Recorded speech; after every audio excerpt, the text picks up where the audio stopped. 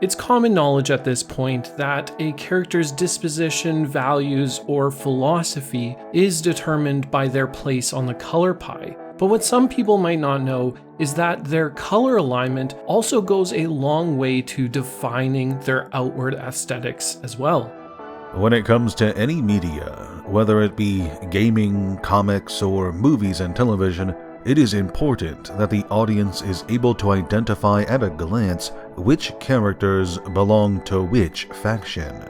This is especially true whenever a grand, set-piece battle occurs, because it can be easy to lose track of who's who in such a big fight. In the Star Wars trilogy, for instance, the tyrannical empire has this sleek, glossy, almost sanitized look for its stormtroopers, with them standing out in any scene they're in. The rebellion, in comparison, has an almost dirtier look, but also a more free look. In this way, they come across very much like regular, everyday citizens, and it helps the audience empathize with them just a bit more. After all, who would you rather side with? The people who look like they could be your space neighbors, or the soulless, faceless foot soldiers? I know where my vote's going. Magic the Gathering has many factions spread across its many worlds, and while some are hard to spot at a glance, over time, Wizards of the Coast has gotten really good at designing factions that are visually distinct. Unlike other media, the factions in Magic the Gathering fall into rigid categories. Namely, they are defined by the color pie, that ever-present mechanism that rests at the very heart of the game. Whether it be monocolored factions, guilds, shards, or wedges, the factions of the game are defined by the colors they fall into, and, in turn, those colors can help decide how they appear visually. This blend of color philosophy and aesthetics has resulted in some of the most iconic factions to appear in fiction. Factions that are easy to spot once you know what you're looking for, and in this video, I'm going to be discussing some of my favorite examples. When you travel to the continent of Ixalan, you're greeted by titanic dinosaurs and natives dressed in traditional garb, or merfolks darting in and out of the streams and rivers. These people feel right at home in this untamed jungle, having lived here for countless generations. But in recent years, others have come to Ixalan to claim the prize hidden away in the Golden City. People who believe the immortal sun to be theirs by right. These are the conquistadors of the Legion of Dusk, a church militant organization comprised mostly of vampires, and they stick out like a sore thumb underneath the jungle canopy.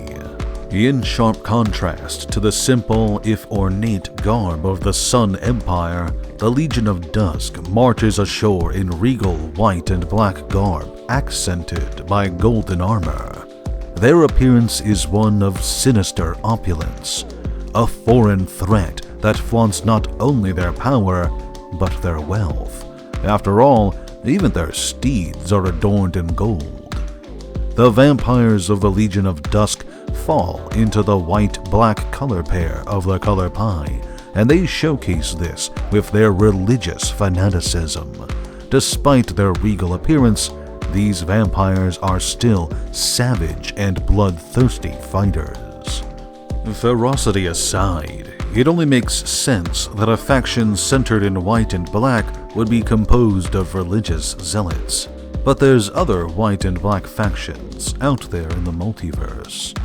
On the city world of Ravnica, one can find the Orzhov Syndicate, a decadent bank that also operates as the sole official church on the plane. The members of this guild, much like the Legion of Dusk, also adorn themselves in white, black, and gold, making them easily spotted on the streets of the city. All of the Ravnican guilds are pretty well defined visually once you think about it, and are among the best examples of easy to identify factions in any form of media. Just by scanning a Ravnican crowd, you can easily tell who belongs to which guild based on only a handful of visual cues. The pompous whites and blues worn by the Azorius make it difficult for one to mistake them for anything but obnoxious bureaucrats. Meanwhile, the Rakdos cultists are easily spotted for their dark red and black uniforms, spikes, and decorative hats.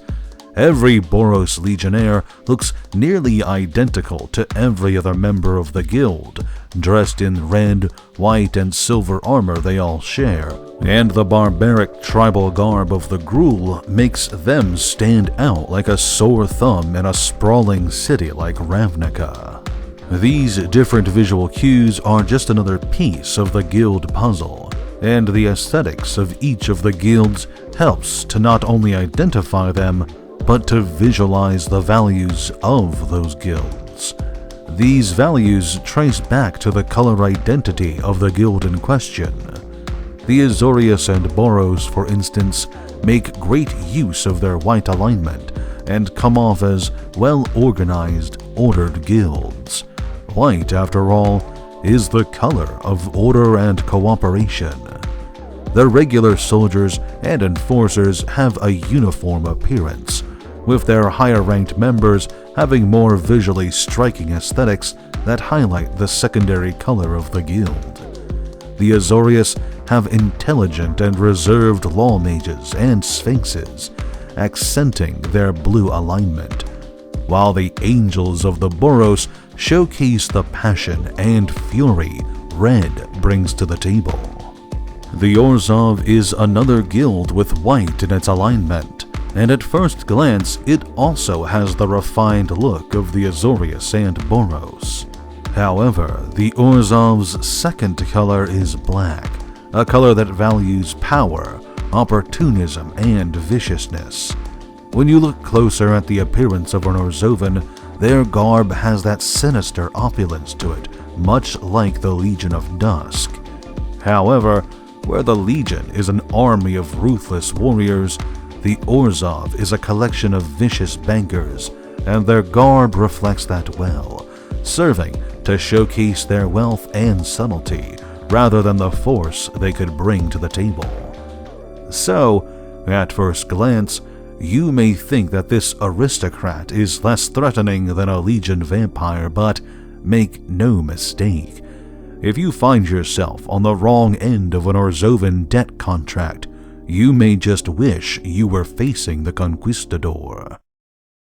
Now, the Gruel have the standout fashion on Ravnica, so it's only fair we discuss them as well. The Gruel clans align with the red and green slices of the color pie, and are a perfect representation of that color combination. Their green aspect puts them in touch with nature and what little wilderness exists on Ravnica. They have an appreciation for the beasts of the plain and a disdain for the suffocating city streets. But while the Selesnya have white to bring them order and unison, the Gruel's red aspect promotes chaos and aggression, and this is reflected in their garb. The Gruel clans are exactly that, clans. There is little cohesion in their appearance, save for the relative simplicity of their garments. Most Gruel wear simple furs or leathers, accented here and there with claw and bone ornaments, and occasionally they'll sport tribal tattoos which stem from their individual clan.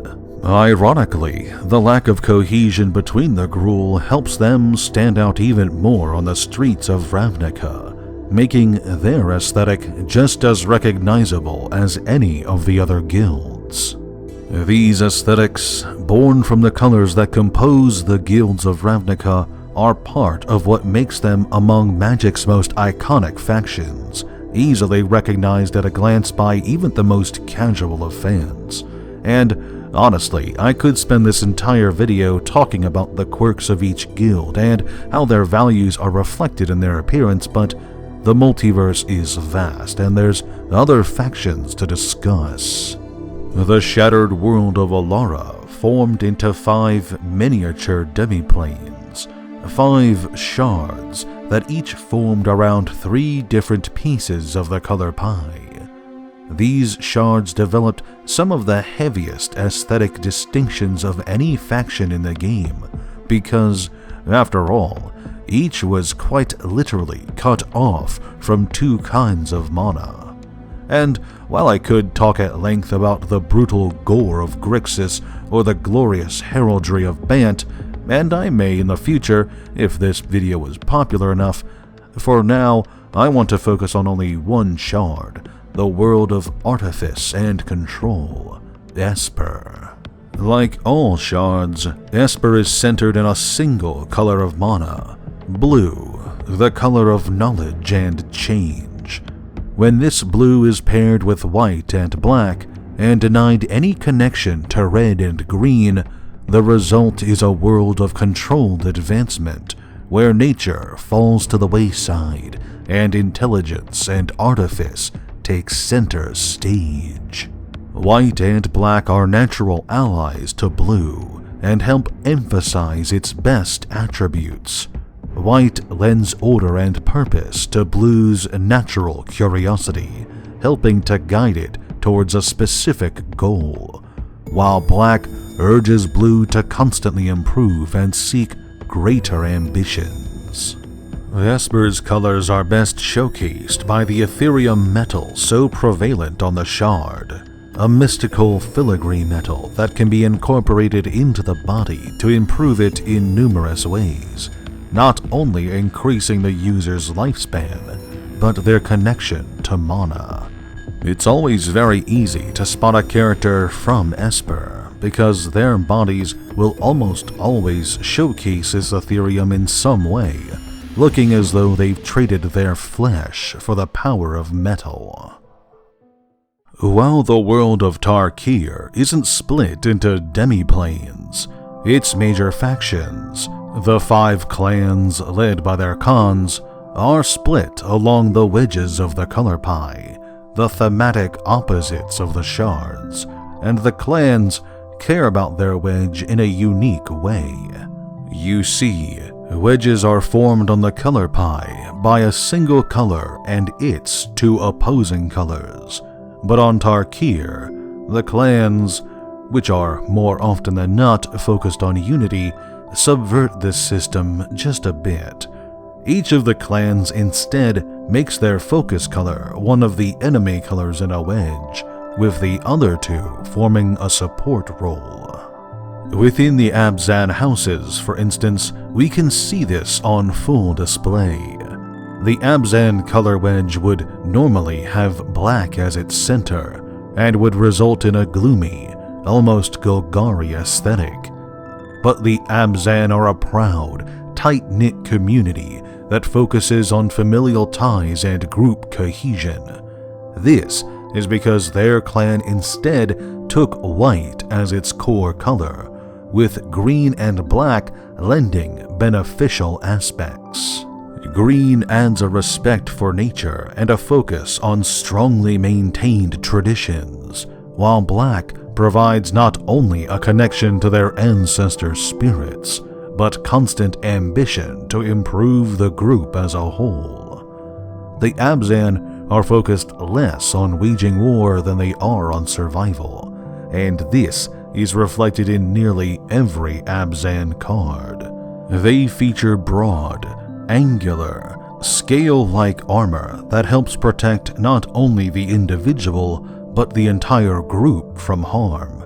And I think I'm going to end it there. There's loads of factions in the game I could talk about, honestly. Some great, like how all the Knights of Thorn look the same, and some are not so great.